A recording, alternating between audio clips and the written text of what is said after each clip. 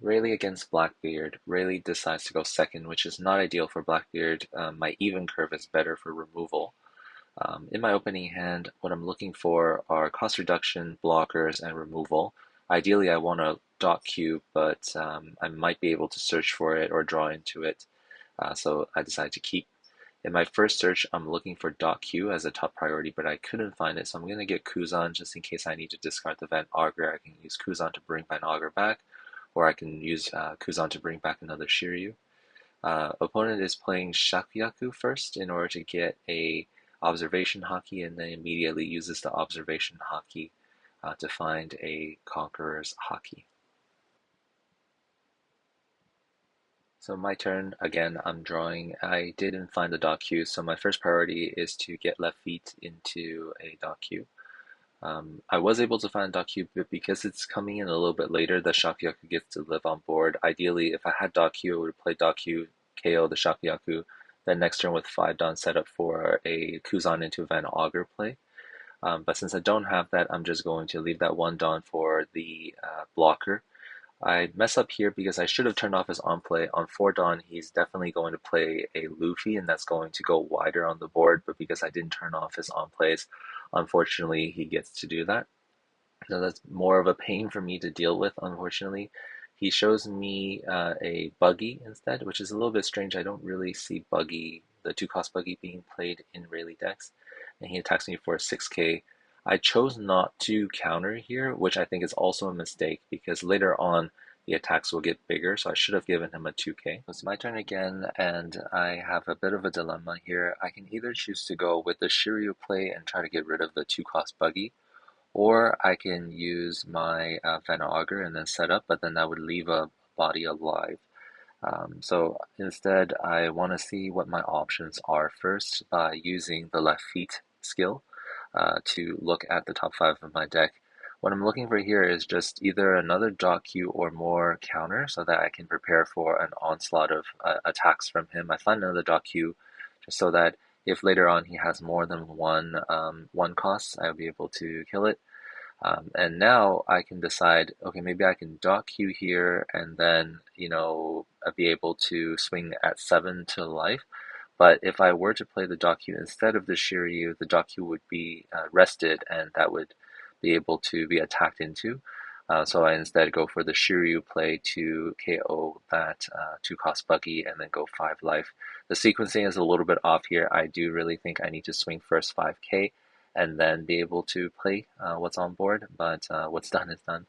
And then I'm going to get rid of non-counter to turn off on plays again, because I don't want to see another Luffy. So it's now my opponent's turn. He's going to do the most damage that he can with these 3 bodies on the field.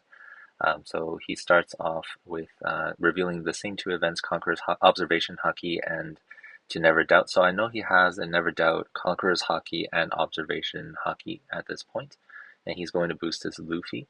He attaches 2 Dawn to his leader, so that his Luffy gains plus 2k as well. And with the Observation Haki, he gets an Armament Haki. So I know he has Armament Haki, To Never Doubt, and also the Conqueror's Haki out of the 6 cards in his hand. He attacks me for 8k here.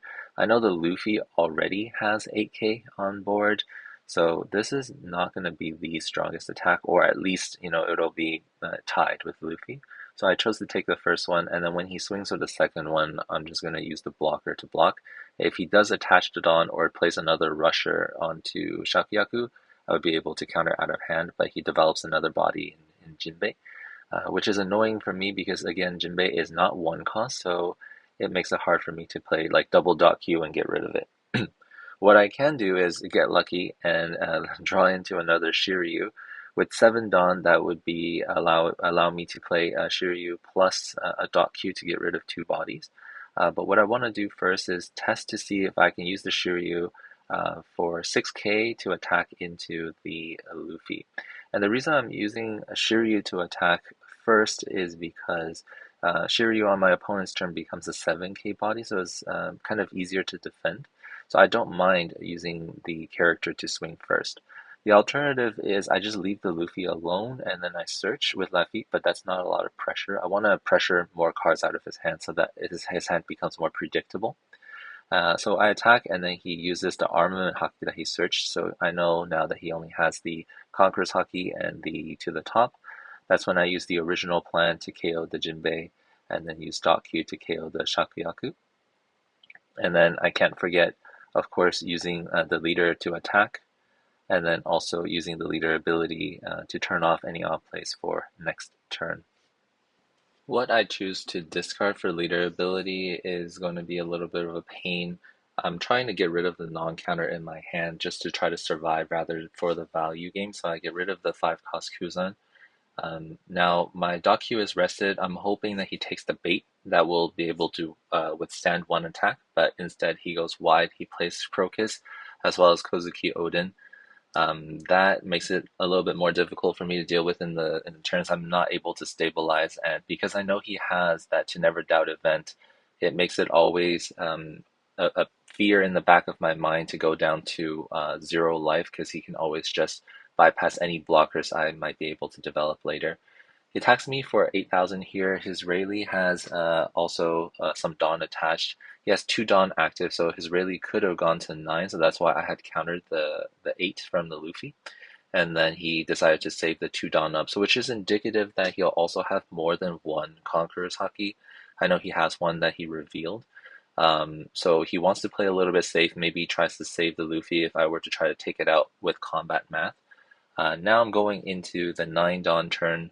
I want to be able to get as many counter to hand as possible so that I can survive. I only have 2 life left. Like I said, I really don't want to go down to 0 and be in a position where I'll be rushed down by one of the events. I'm looking for a counter. I'm also looking for any sort of blockers. So I do run that 4 cost blocker, the San Juan Wolf, and I also run the 6 cost blocker, Kuzan. I wasn't able to find either, so instead I'm going to split the Dawn to multiple Shiryu to try to take out this Luffy. He sees that I have potentially 3 swings on board with the characters that I have, so he lets the Luffy go. That's good for me because now I can pivot. I can either develop the 7 cost Teach to KO one of the bodies, or alternatively, I can try and get as many cards to hand as possible. So you see me kind of deciding between the 7 cost play or something else. So I decide to test the waters and see 5k what he does with that. Because if I do go either way, I won't be able to use. I don't need it to attach any of the Dawn, so I'm just gonna swing first, just in case he activates the trigger. He does take 1 of the life, and then he counters out of one of them. So I still have the same information. Probably he has 2 Conqueror's Hotkeys and one the event that stops blockers. So to do that, to counter that, I'm just trying to get as many cards as possible to my hand. So that's why I went with the Kuzan play. I was able to find a stage, so that's good. I might be able to cycle out some non-counter for counter. Since I have 2 Dawn left up, I want to be able to use the stage. Then use the stage to discard non-counter, which is the 7 cost Teach. And then hopefully I draw into more counter and I was able to get another 2k counter. I feel a little bit safer here. My board is full, and that will, and also I have developed the Van Augur, so on following turns, even if they get rid of my dot Q, would be able to KO any character within his deck because he can't play 5 cost or more characters. So dot Q plus Van Augur will always be able to get rid of anybody. My opponent reveals the same 2 events I've been seeing, so I know what he has. I'm guessing also he has another Conqueror's Hockey because he keeps leaving 2 Dawn up. He attaches Dawn to the Crocus and attaches 3 Dawn to the Rayleigh, making the Rayleigh an 8. Um, because he has 8 on Rayleigh and also 8 on Crocus, because 3 Dawn plus the 2k from the revealed events of Leader's effect, I see that there's 8,000 swings at me. I've been trying to think like what he's going to do with the 4 Dawn up. Is he going to leave active Dawn to protect himself from dying? Because I do also have a full board. I could potentially swing at him, but because he has Conqueror's Hockey, it might not be that scary. So I decided to take the first one. I think it's a mistake because if I'm able to counter out of that 8k, I should because he can always just attach the rest of the Dawn to Crocus. and then that forces me to kind of go down to 0 life. And if I go down to 0 life, then of course he has that event and he'll be able to kill me. But on the other hand, he will need to leave some Dawn up in order to protect himself. In the end, it worked out. I was able to counter out of an AK swing with the counter that I have anyway, while preserving 1 life. And that makes me feel a little bit safer. And then with the remaining Dawn, he uses 2 to develop Kozuki Oden and leaves 2 for the 2 Conquerors Haki that I'm trying to plan for. So my turn again. I'm going to try to take out the Crocus by using an attack first. Because it's rested and I don't have that many ways to KO. So I do have another Van Augur, but I don't want to use. I don't want to use Van Augur and another Doku to just KO. So I'm going to use what I have on board to try to KO that body that he has developed. Um, I also wanted to attack into a Crocus first, just in case he wants to reveal 2 events and play another character. Then I still do have the other Van Augur and Doku pair to get rid of whatever that is. Luckily, he didn't have any, so now I'm able to search. I find another Kuzan. The reason I went for the Kuzan is so that I can play with the remaining Dawn Kuzan plus the San Juan Wolf as a blocker. I was very lucky that I drew into the blocker as well. Discarding the Jesus Burgess because I know I can always play it back with the Kuzan, and that'll help me end the game hopefully next turn. So with that, rest of the turn mapped out, I'm going to swing with the rest of my board. So 5 to leader, 5 with Shiryu, and then 5. So that's it. So that hopefully he drops down to 0, but he has enough counter to leave 1 life as well.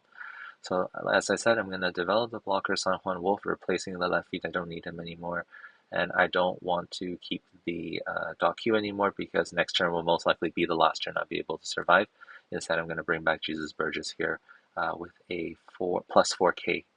And then at the end of the turn, I'm going to use the leader ability to get rid of non-counter. So in my hand, I have 3k worth of counter plus a blocker on field.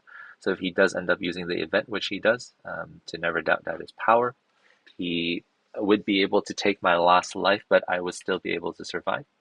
He leaves 3 Dawn up, and that's kind of scary for me. I planned for him to have 2 Conquerors Haki. I don't know if he had 3 Conquerors Haki or not. I have to assume that he does have 3 Conquerors Haki. But here, if I were to be smart about it and not make a mistake, I wouldn't go with the line that I have prepared that you will see. I was greedy. I thought, okay, I know he has 2 Conquerors Haki. Let me just discard 1 card, boost my Jesus Burgess up 1 more thousand, because I saw that in my discard I had 19 cards prior to this, and now I have 20 cards total, so I just got greedy and swung with Jesus Burgess.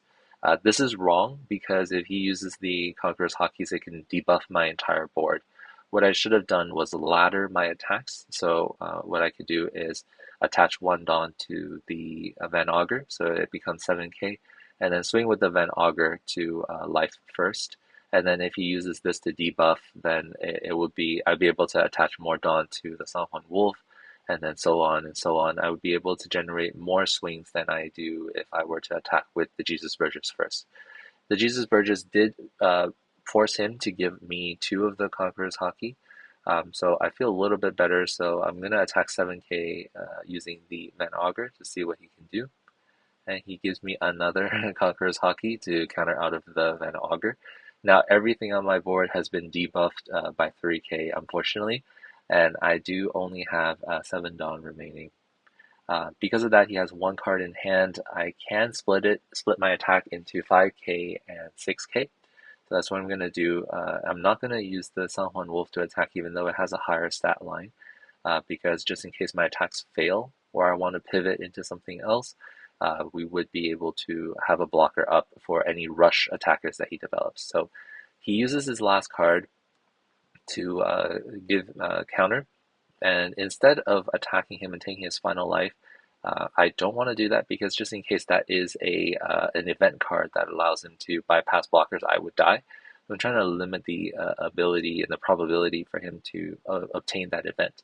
So he draws into 1 card. I'm hoping that it isn't the event that I am scared of, because if that's the only card that would kind of disrupt me. If he has like a rusher, I might be able to survive since I have 5,000 counter in hand. So he attacks, I block, and then now it's pretty much the end of the game because he won't be able to withstand the 10k and he won't be able to withstand a 15k from leader.